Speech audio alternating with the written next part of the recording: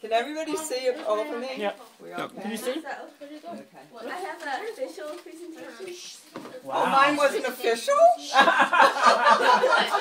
I mean... Using technology. Yes. Oh, okay. What? I shouldn't see it. Okay. Okay. So, Nice and pretty. brought to you by Chavez Studios. Wow. Once upon a time, there was a kitten, a cute kitten, who dreamed of becoming the president of all felines in the USA. She loves to play in games of catching birds. She has her own language and gives her love.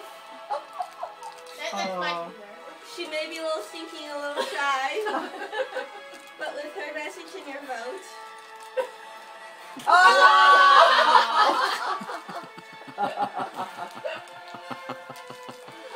move for top president.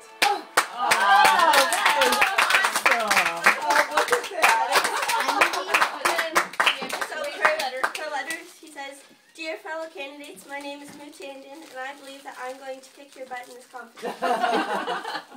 I am fluffy and silky and keep myself mostly clean.